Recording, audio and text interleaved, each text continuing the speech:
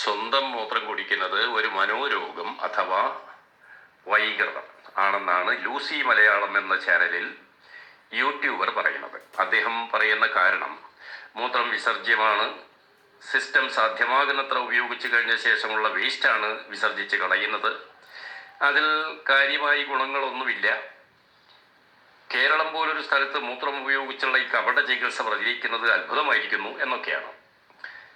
വിസർജ്യമാണെങ്കിലും ചികിത്സിക്കാൻ ഇക്കൂട്ടർ മലം ഉപയോഗിക്കാത്തത് മഹാഭാഗ്യം എന്നും ഇദ്ദേഹം ആശ്വാസം കൊള്ളുന്നുണ്ട്. ഇതൊക്കെ കാണിക്കുന്നത് ഈ യൂട്യൂബറുടെ അറിവിന്റെ പരിമിതിയാണ്.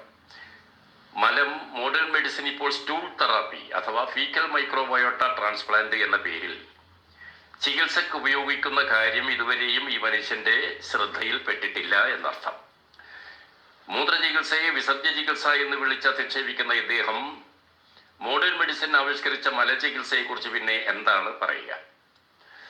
മൂത്രമുണ്ടായത് ഗർഭസ്ഥ ശിശുവിന് പോഷകപാനീയം എന്ന നിലയിൽ കുടിക്കാനും ശ്വാസകോശത്തിനകത്ത് എത്തിക്കാനും പോഷക ഘടകങ്ങൾ ചർമ്മ സുഷിരങ്ങൾ വഴി രക്തത്തിലെത്തിക്കാനും ഒക്കെ ആണെന്നും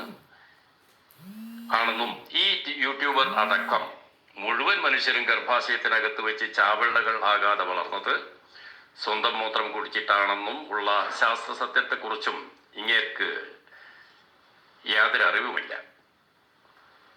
സ്വന്തം മൂത്രം കുടിക്കുന്നത് അപകടകരമായിരുന്നെങ്കിൽ അമ്മയുടെ ഗർഭാശയത്തിൽ കിടന്ന് 7 മാസക്കാലം യൂറിയയും യൂറിക് ആസിഡും ക്രിയാറ്റിനും ഒക്കെ അടങ്ങിയിട്ടുള്ള മൂത്രം കുടിച്ച ഈ യൂട്യൂബർ അന്ന് തന്നെ ചത്തുപോകേണ്ടതായിരുന്നുവല്ലോ.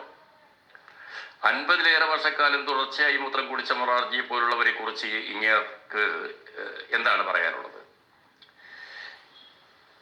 ഈ യൂട്യൂബറുടെ കാര്യം പോകട്ടെ, നന്ദകുമാർ എന്ന ഒരു ഡോക്ടർ ഈ വീഡിയോയിൽ എന്തൊക്കെ മണ്ടത്തരങ്ങളാണ് വിളിച്ചു പറയുന്നതെന്ന് കേൾക്കുക. മൃഗങ്ങൾ പോലും മൂത്രം കുടിക്കാറില്ലത്രേ. പശു, ആട്, ഒറാങ്ങുട്ടാൻ, സിംഹം തുടങ്ങി മിക്ക മൃഗങ്ങളും മൂത്രം കുടിക്കുന്നുണ്ട് എന്ന യാഥാർത്ഥ്യം ഈ ഡോക്ടർക്കും അറിയില്ല.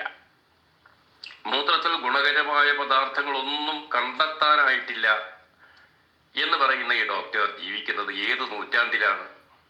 ഹോർമോണുകളും എൻസൈമുകളും വിറ്റാമിനുകളും ധാതുലവണങ്ങളും ആന്റിബോഡികളും മൂലകോശങ്ങളും എല്ലാം വിശിഷ്ട പോഷകങ്ങളും ഔഷധങ്ങളും ഒക്കെ ആണ് എന്ന കാര്യം ഈ ഡോക്ടർക്ക് അറിയില്ലേ?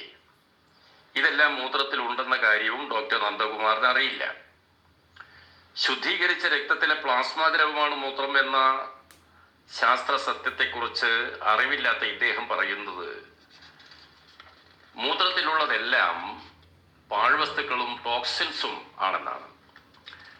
മൂത്രപാനം പുതിയ ആശയമാണെന്ന് പറയുന്ന ഇദ്ദേഹത്തിന് ആയിരക്കണക്കിന് വർഷം മുമ്പ് തന്നെ ഡാമരതന്ത്രം എന്ന കൃതിയിൽ മൂത്രപാന ഗുണത്തെ വർണ്ണിച്ചിട്ടുള്ള കാര്യത്തെക്കുറിച്ചും അറിവില്ല.